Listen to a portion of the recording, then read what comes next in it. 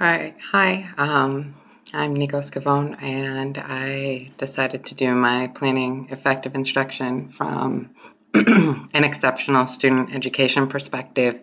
I will be posting it under the high school realm. However, when dealing with students that are in the ESE programs, especially the ones that I will be referring to, which are your access point students, typically a lot of your instructional strategies and a lot of your lessons and things will cover multiple ranges from elementary to middle to high school. So a lot of your strategies, a lot of your lessons will be quite similar regardless of age. However, the strands and things that you will be addressing are what would vary. But I guess here we go. The first thought I wanted to begin with was to stop thinking outside the box when we approach ESE, because too often our students are left outside of the box, and it's up to us to make sure that we expand the box in which we think and how we teach, because there's always room for them and there's always ways to include them. And so my approach to the effective instruction is I was going to follow the Danielson outline of 4 domains, which would be planning and preparation, classroom and environment, your instruction, your professional responsibilities, and using this in the research-based strategies from the Dean book. I wanted to look at how this would look in an ESE classroom and how lessons and materials and things are to be thought of and prepared for that population. So for domain 1, which is planning and preparation, I looked at 1A, which is demonstrating knowledge of content pedagogy.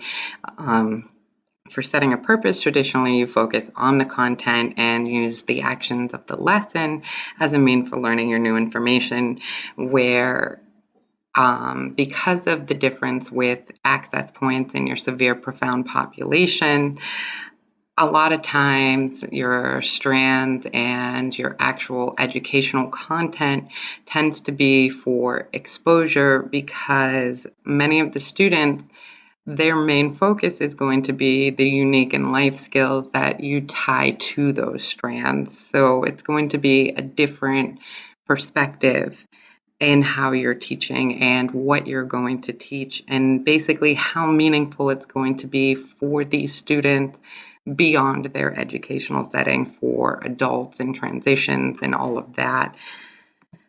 For 1B, which is designing coherent instruction, because we must know our students, their limitation, but also the reality of their goals, transitions, and what will be their adult lives, you really have to think and understand what they need to learn and how many skills that you can fit into an activity. The idea of the more bang for your buck in one activity, but then also understanding if you put too much in, it's going to be lost. But with these types of students, you have a very different window of opportunity, where you're a general ed student, they will always continuously be learning, and you can learn more, and here's some strategies, and here's information, and take this and learn that. Where the ESE profound severe population, your window is much narrower, it's much tighter, and you really have to, again, expand that box in which you're thinking and present and present and present, and really try to take an idea and present it to them so that it becomes attainable. You have to take every abstract aspect and create something concrete, because so many of these students have no understanding of the abstract, and it's pretty interesting. One of the examples that I thought to present for that was, we would take a content and you would say something like ratios, and how we would apply that to a severe profound, because We still want them to be exposed. We still want them to do math.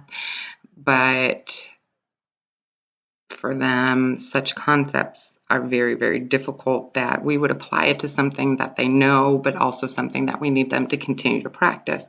So for the goal, we looked at washing your hands and learn at the same time that you have your hygiene ratios: 1 pump, 5 scrubs; 2 pumps, 10 scrubs. So you have your 1 to 5, your 2 to 10. You're creating a ratio while it's doing something they're able to do, but it's still within their range of counting, and it's the exposure, and it's making this concept concrete. Here it is, it's in your hands, and you're doing it. For a younger population, typically we have them sing their ABCs, so that way we make sure that they're efficiently washing their hands. But then here we go, we're going to practice your ABCs. A, B, C, D. Oh, you got stuck at H. All right, let's try it again. Okay, let's start from the beginning. And we're exposing them. Here's your letters. Here's your early literacy, while washing your hands. So it's just being able to take the content in the strands and apply it to where these students are.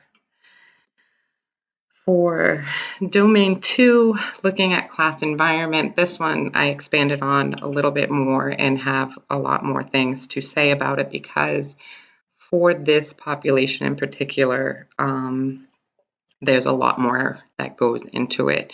So for 2A, creating an environment of respect and rapport, teacher interactions with students, but also students with students, we are constantly having to think, how intrusive is your prompting?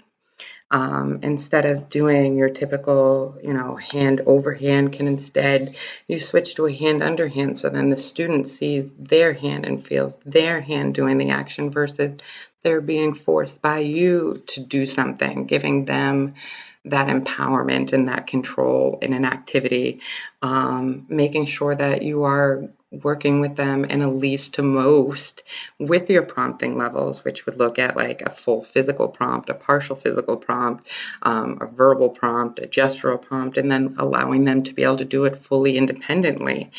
Another point is looking at how close are we, or how far, because when you work with someone or a student who is blind, they can't see and they can get lost in space. So you have to make sure that they can sense you and they know where you are. They know where their peers are, because they can't see where you are and where their peers are. A lot of times with the visual impairment, there tends to be other sensory impairments as well, including autological. So if they can't see you and they can't hear you that well, they're really lost. And if that space, they can't oftentimes grasp just how big it is. So for you to be in that proximity, that reduces the anxiety, that creates a calmness, but there's that level of trust that they are going to have with you. And at the bottom, I said, mostly we must remember our trust and bond with these students is everything, because that is what it is. When you have ESE students, their level of trust with you is beyond anything that you will ever see in gen ed, because these are the students who are relying on you for even their most basic needs. We're helping them in the bathrooms, in very intimate, private moments, with the things that pertain there. You are helping them with eating, you're helping them with dressing, brushing their teeth, the things. You are them, you are with them, you are their aides. Even things like sighted guide, you are walking them. They are entrusting their walking, and that they're not going to fall. You're not going to lead them off a cliff. You're not going to lead them into a hole. They just hold on and follow you. And to be able to have that bond and that trust and that closeness is so huge. But they also have to have that with their fellow peers, because so often when we're doing our group activities and our group interaction, they need those moments and they need that trust and that relationship to be able to create the social moments that your general ed students would have, and to be able to create the conversations and, hey, this is my personal space, but this is theirs, because they don't see these things and they learn things through touching. So they'll be all over and you're like, no, this is me, this is my space, but this is my hand. Like, and creating those boundaries, but then also being as close as you can be with them, but allowing them as much independence as possible. The next part that I looked at is 2B, which is establishing a culture for learning, expectations for learning behavior. But then I also tied it with 2D, which is managing student behavior, because for us, these are kind of hand in hand because behavior is a communication. And you're to constantly be thinking, are you not engaging? Are you not clear? What are your buy-ins? What are your motivations? Because so much of what you are presenting is going to be unclear to them. And you need to have that very definitive, this is what we're doing, this is why we're doing it, and here we go. This is how it's going to happen.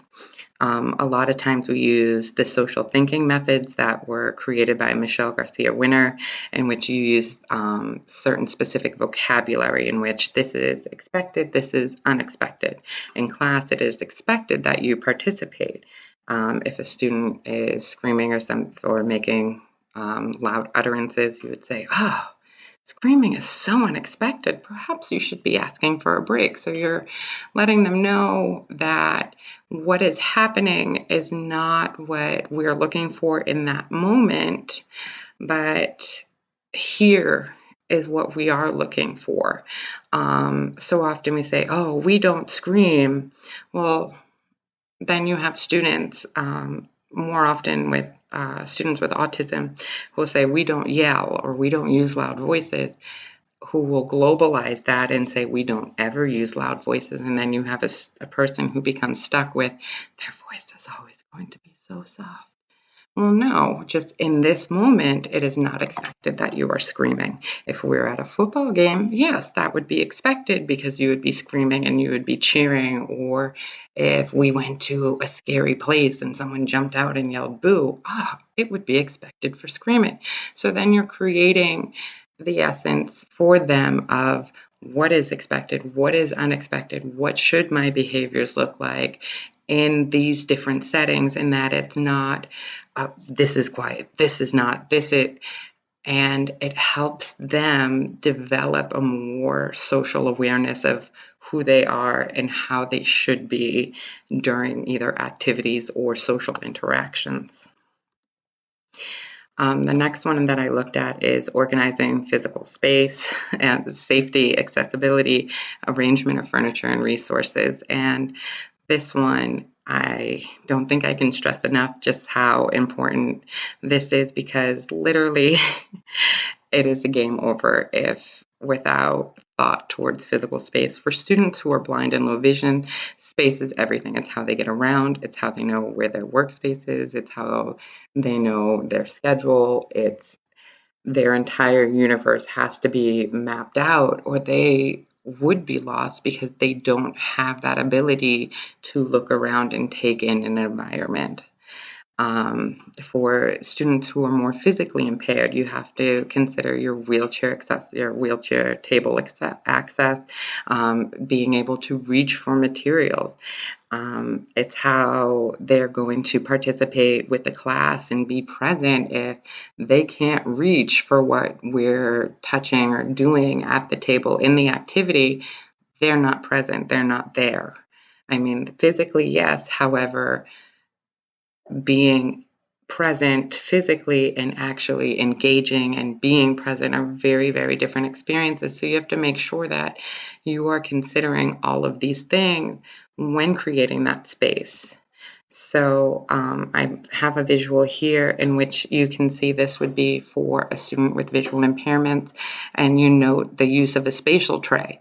The student now knows where their work is and where their space is. It is clearly defined within that box. They're not going to be scanning all over the place and reaching into their neighbor's stuff and touching this kid's things. You have the placement of the communication device is always going to be at the top of their workspace because you're communicating beyond your lesson. You have your placement of your crayons in the bottom left, the placement of the tactile coloring book in the bottom right corner. This enables the student to have a predictability because they find their box and they know, oh, here are my items. This is what I'm working with. This is my space. So it enables a learning environment with structure, comfort, predictability for the student to be able to work and to create this success. And it gives them a beginning and an end, where if you're doing an assembly task, you can feel, okay, here are all the items.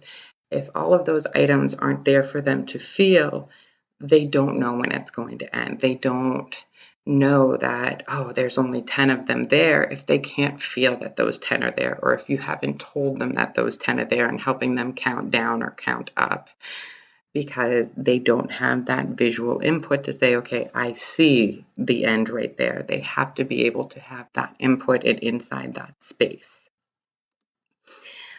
This is what my classroom looks like here in Tampa. And what I want you to have noted is that the desks are angled so that the students can see both the interactive board as well as the whiteboard on each end of the classroom.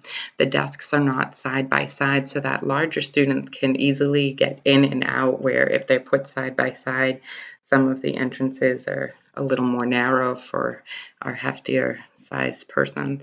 There's enough space in between all of the areas that enable wheelchair and crutch accessibility. The classroom is decorated, but it is not overly stimulating. You want your students to be engaged with what you're doing, not with what's on your ceiling, what's on your walls, what's out the window, what's going on. You want them with you in all of your moments. I have them also kept in groups so that there is still your student-to-student interactions, and they're always promoted. However, there's still that concept of personal space. The desks are not next to each other so I can immediately touch you. They are space that you're over there, I'm over here, but we're still together in this, working together. The next idea that I really thought was very, very important when considering environment and the things that you're using with your students is a funny story that had happened to me a few years back, and I kind of titled it Keeping It Real and Understanding Magic Water. At the school that we were working at, we had a student with visual impairment who would go use the bathroom and wash his hands, not a problem. And it was upon conferencing with his parents that we found out at home he doesn't wash his hands. And he always was talking about magic water, magic water. And we're sitting there and we're like, no, he goes into the bathroom and he washes his hands. And it took us a little bit to really come to the realization that the faucets at our school were the energy efficient and they had the sensor. So he would put his hands under and the water would just come like magic, instead of having to reach out, find a handle, twist the handle, and turn on the water. So he was unable to globalize the skill and know he had to turn on his water. But then also, even if you teach that skill of, oh, this is how our faucets at school turn on your water, this is how we're going to practice washing our hands, you twist these knobs, you have to understand what the environment at home would look like, what the environment at a public bathroom would look like. And a lot of our students, this is why they would need a supplementary OT moment in which they're learning, here's all the different types of just faucet knobs, let alone you have things like doorknobs. And when you have different tangibility or different hand issues, these are the things that you're going to need to address and think about when you're considering your environment and when you're considering your lesson. And just how something as simple as magic water and something we saw at school, oh, he washes his hand, not a problem, wasn't able to be carried over because we didn't consider the bigger picture. The next part that I wanted to look at is with 2C is managing classroom procedures, materials, and supplies. I can't stress enough is use what you have, and you would be amazed with what you can recycle. I've done a lot of work with schools with very limited fundings and things like that, and being able to just look at a very obscure, abstract object and turn it into something super meaningful and super useful in your classroom is huge, because when you have students with such unique needs, 90% of the time you're going to be making something for them as unique as them. And these things that you have to be able to look at what you have and say, okay, I can make this with that. A huge thing with what we use in ESE is your non-linguistic representations, your models, your tangibles, and being able to take this idea and put it right here in front of this student, because they don't have that ability many times to be able to say, oh, there's this, and them to be able to conceptualize. You have to materialize it in front of them. I saw some really interesting quotes from the Dean book that really were emphasizing on these non-linguistic representations, in which the studies in the 2010 analysis indicated that the impact of using non-linguistic representations can multiply when teachers and students use the strategy in combination with other strategies. So when you're talking and you're touching and you're listening and you're smelling and you're doing all of these things and you're inputting all of that information, these students are able to multiply what they're taking in that moment. We're very big on tangible symbols, real object symbols for both sighted and visual impaired students, because they're able to connect this item and this symbol with the purpose of what you're trying to teach, and especially with vocabulary or schedules. Sometimes when you use things like your Mayor Johnson and those other like symbol sticks, some of the pictures are a little bit too abstract that your students are not able to grasp exactly what you're trying to show them. So often we will use real ones. And this is actually an example of at Perkins School for the Blind, how we made an adaptable chair using cardboard, and how this student had a very unique body shape and a very unique need when sitting, that the cost of a very specialized chair was astronomical, and at the rate that they grow when they're little, to be constantly replacing this chair and changing the chair, we literally took what we had, which was cardboard, and we reinforced it so it was tri-walled, and we followed all of these directions. There's an entire department there that you go and you learn how to do these things, and we made this chair for this student. And then when they got bigger, you rip off the back and you get a bigger back, or you rip off the sides and you get your next sides, and you're just using cardboard. The next item is when we look at this student right here who couldn't access the table because of the unique shape and size of, well, the table that was available in the classroom, as well as the shape of their chair, that we had to use the cardboard again in order to create a sitting lap tray for them to be able to eat and participate at the snack that they were doing in the class at that time when they were doing the lesson. Over here, we made a cause and effect for another child using the PVC pipes and a wind chime, and just using very simple, very basic, easily obtainable objects, and creating a learnable, teachable, tangible moment for this student. This is your sample of what a tangible symbol looks like and how it is applied. I use the bathroom symbol because actually it's one of my favorites, because for me, so often when we see bathroom, we always think of the little stick figure type people that we see here. And then this one, the tangible symbol, when you're touching it, it is two pieces of tile, because when you go into the bathroom, as you see here, your bathroom has tile. Most bathrooms have tile. It is a bathroom thing, I guess. And for them to touch the pieces of tile and to make that connection with that floor that they're either feeling with their white cane, or they're feeling with their sneakers, or any of those other things, that connection for them is a lot quicker. It's a lot faster. It's a lot more foundational of this goes with this pieces that I'm touching goes here. So if I want to go to this room, I need to match this. and it allows them to learn. So when I was reading Dean and it said students are involved like in their hands-on, it creates the concrete representations of knowledge associate with specific knowledge to generate a mental image of content and skills being learned. They're able to take, oh, I remember where I felt this. I remember where this goes. This goes here with the bathroom. This is what this means.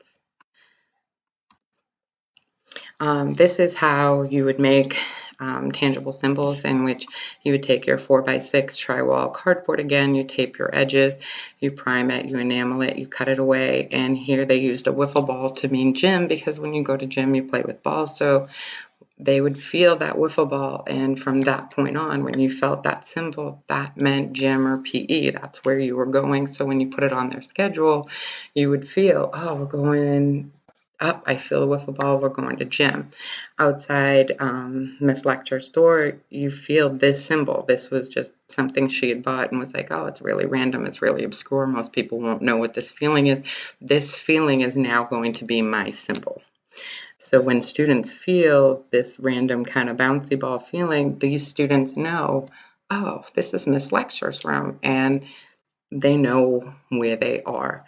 This is a sample of a calendar. It's very, very basic, where you have the day of the week, which was very abstract symbols, but they just know to feel, oh, this feeling plus the rope, that is my day. Then you have this kind of pumpkin and plasticky feeling. That's October. You have the crinkling plastic leaves. That tells me my season is fall. And then it's a piece of a raincoat tells me it's raining outside. So when the student scans and feels their schedule, they can tell you this is the day, this is the month, this is my season. And I feel the raincoat. I might want to wear my jacket. I might want to bring my umbrella. And they're taking these actual objects, these actual things that you would encounter, and relating them back to this abstract concept of what is a day, what is a month, what is a season, and putting it right here in their hands and giving them that feeling for what we're teaching. Then we jump into domain 3, which is instruction. For 1A, communicating with students, I don't know how to stress enough. Total communication approach is my favorite. It's the one that you go with. It's everything. You have your print, you have your pictures, you have your sign, you have your voice, and you give these students everything you have, because you never know when or what is going to connect for them. So you want to give it all in that moment on everything that you're doing. When you're doing a lesson or something as simple as we're going to read a story. Well, our stories come with, we have the book, we have physical objects. So if we're going to do, you give a mouse a cookie, we're going to have a little stuffed mouse. We're going to have a cookie. We're going to have the hairbrush. We're going to have the powder poof ball. We're going to have all of these things. So as we're reading it, the students are touching it, so they're able to hear you, they're able to feel an object, and they're able to connect with what you're doing. That way, as much as being put in can be put in the hope that that communication is connected, this concept is connected, and pretty much you will use any and everything to communicate with your students. And you're going to, again, expand this box. Instead of, oh, I'm going to talk, I'm going to show you a picture, I'm going to talk, here's my lecture. I'm going to completely immerse your senses. I want you to smell it. I want you to taste it. I want you to feel it. This is what we're talking about. Now, when we get, this kind of leads into what we're getting to, which is 3C, engaging your students in learning. There is a concept you learn and use quite quickly, which is called the more that is fired, the more that gets wired. And I can't tell you how often I would hear that every day at Perkins when I was working there, and it referred back to the students' neurons and how the more involved physically, orally, sensory, mentally, the more likely they are to retain and understand whatever is being presented. When they are scooping something into a bowl, You have a hand holding the bowl so that the brain can create a path to the bowl. You have a hand that is scooping, that knows how to come back to that other hand to be able to pour, so that you have both hemispheres communicating. You have your oral instruction as you're we're scooping, we're coming back to the left, we're going to pour 1, 2, 3, and we come back and we're going to scoop again. And you're just giving and giving. They can smell it, you let them touch it, everything. That way they're able to take it all in and be able to create something meaningful with what is being presented. So what they had said in the Dean book is that students engage in physical movement associated with specific knowledge. They generate a mental image of that knowledge. The gestures help students remember how, when, what. But instead, for us, instead of using gestures, a lot of times we will use actual American Sign Language. With our deafblind students, we will use the tandem signs, which is your hand over hand in which you're signing and they're feeling what you're signing, in hopes that they will be able to grasp that actual language versus a gesture, because the gesture is not often clear, and if that gesture is learned and held on to and they go out into the general public, that gesture is not going to mean anything to anybody except for that classroom that it was learned in, where the possibility of using an actual sign and someone understanding that sign is a lot more likely than a random gesture. So it's still that concept, but we try to tie it back to actual language. Your materials being used, again, you have to think of your students and their input methods. Are they oral? Are they visual? Are they auditory? Are they physical? And just keep pushing all of that in at all the times. There was a bullet that referred to pace, and I could only come up with one sentence for that because pace is always set by the students. There is no way around that. There is no forcing. There's no rushing, because you don't want to lose those moments. You don't want to confuse. You don't want anything muddling that moment of learning. You need to learn to step back and wait and give them that time to process and the time to respond, because those are two very, very different wait times. The next one is demonstrating flexibility and responsiveness. When it comes to lesson adjustments, I will be the first to tell you, I will not be the last. No lesson will ever go as planned, ever. If it does, it is absolutely magical and wonderful and beautiful. You will never see it. This is ESC after all. Persistence is huge. You will do something, you are going to aim to do something 1,000 times, because probably around 872 is when their motor memory is going to kick in and they're going to start getting, and you're like, yes, only about 100 and something more. Here we go. We're going to learn this. We're going to do this. Here comes our independence. We went from the physical. Now we're at the partial. Here comes our verbal, then our gesture. Like, we are there. It is persistence, and it is practice. Practice is the act of repeating a specific skill or reviewing the small amounts of information to increase recall speed and accuracy. The information can be stored in a student's working memory or long-term memory, depending on how often the information is used. The more you do it, the more they're exposed to it, the more likely they are going to remember, recall, retain any of it. Practice must have certain characteristics to produce their desired results. So often with our students, we do things in the errorless learning methods because we don't want them to ever learn it wrong. We don't want them to ever have that aha moment when it's wrong. And we want them to get that motor memory. So in other words, practice doesn't make perfect, it makes permanent.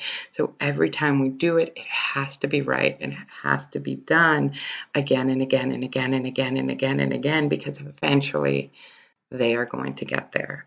And you just have to keep going and keep practicing over and over.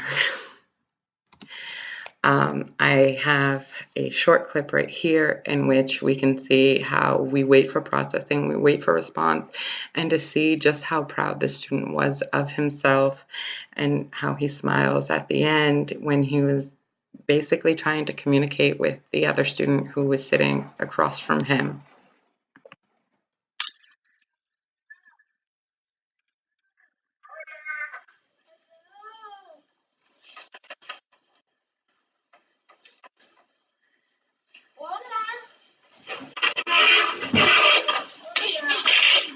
Hola, hola.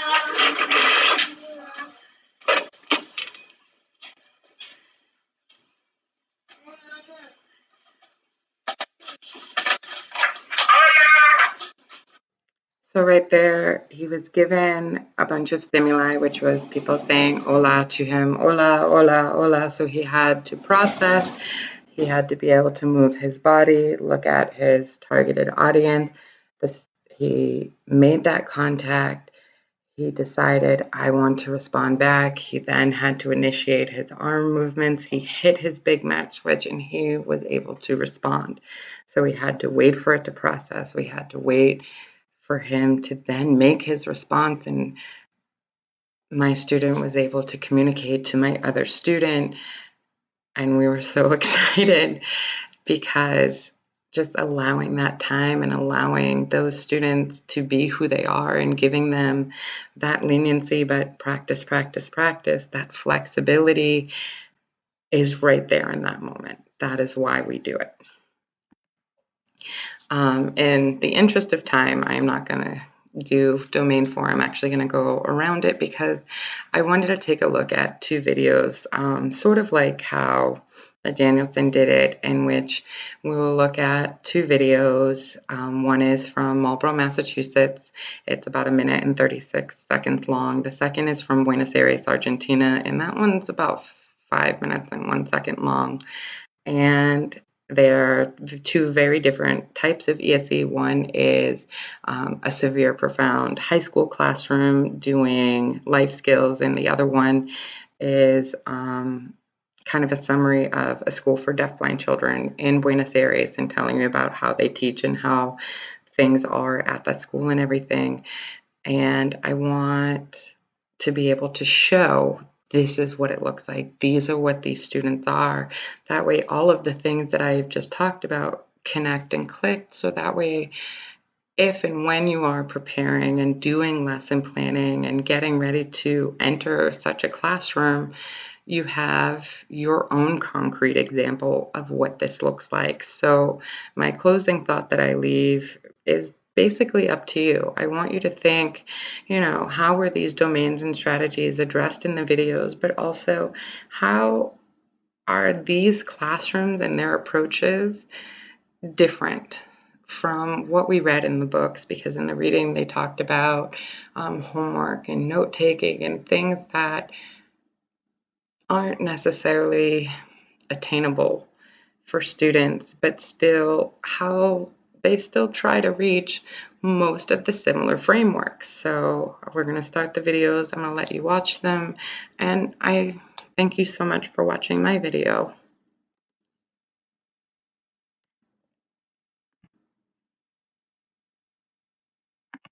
A mock apartment at Marlborough High School is giving the Pathway students skills that will last a lifetime. Students with special needs need constant repetition to incorporate new skills into their everyday life. Pathways teacher Nico Scavone says students need the mock apartment to help them succeed in the future. We want them to be able to go out into community homes and have roommates and be able to be independent instead of just staying at home forever. The class practices keeping a clean apartment by washing clothes, vacuuming, making a bed, and even cooking in the kitchen.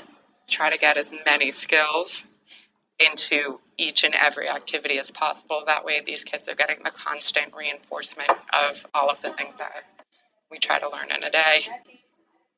How do you feel? Feel happy. Feel happy, feel happy. Behavioral specialist at Marlborough High School says the students are learning a lot. They've been doing amazing. Their ability to be independent when they have the right tools and the right teaching to know how to do these skills has been just amazing. Students in the school volunteer their time to help out in the apartment. It's not even me really helping. It's them. They'll show me how to do most of the stuff because they know how to do it better than I do. Students in the program have now started using the skills they've learned in the classroom at home. For them to be able to connect and have something that's the same, because when they're doing their reading, it's not the same. When they're doing their work, it's not the same. Where here, yeah, I fold my pants the way you fold your pants. Sarah Gerdelli, WMCT News.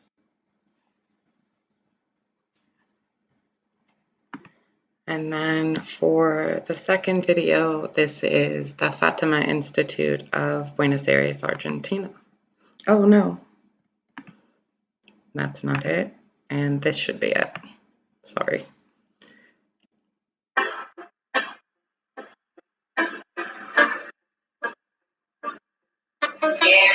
Fátima se funda a raíz de que hace 35 años atrás mi mamá contrae rubiola en el brazo y mi hermana más grande, Fátima, nace soloxia total.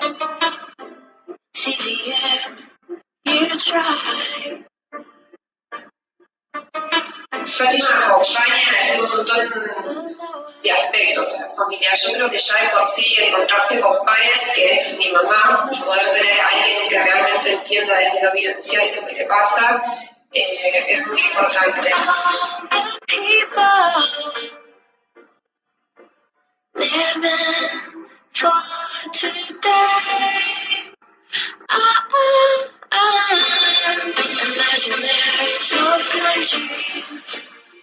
Me parece conmovedor poder acompañar a las familias que la verdad es que transitan por un momento bastante complejo cuando nace un chico con esta discapacidad. Y saber que ellos no van a estar solos ni van a tener que pasar por un montón de angustias o soledades como que pasó mi familia es importante. En primer lugar, lo que se aprende en esta escuela es valorar lo que tenemos en la vida. Creo que Fátima se trabaja desde el corazón y que hay mucho amor en cada día, en cada cosa que se realiza dentro de la escuela y eso fue lo que me trajo a quedarme.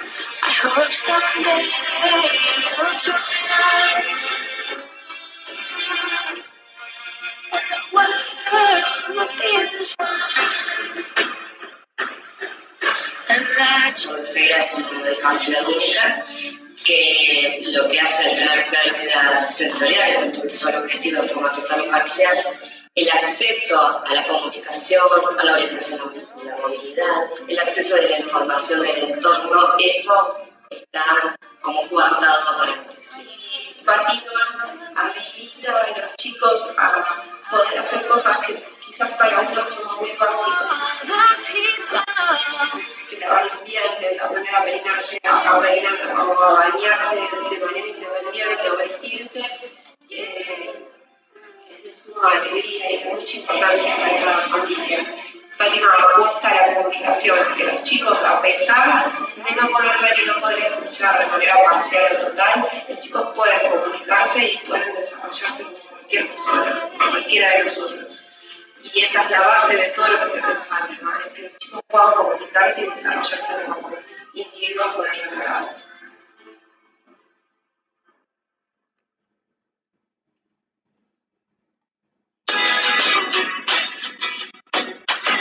Lo que se busca dentro de la institución es que ellos sean lo más independientemente posible en su vida.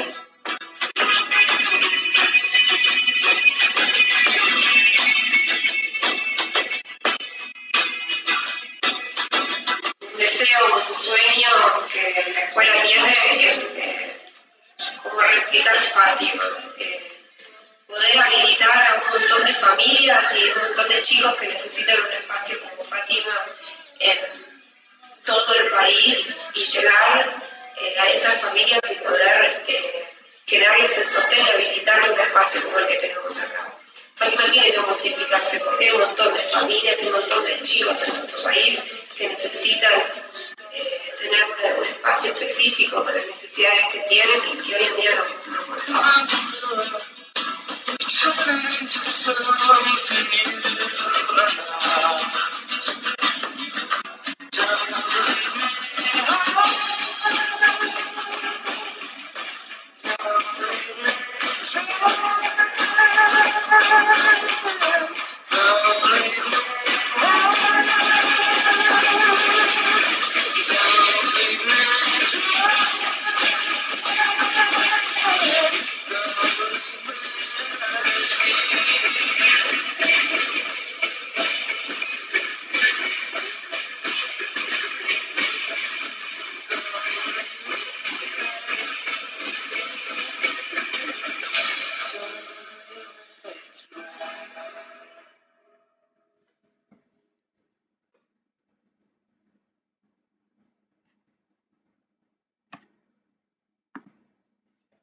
Thank you.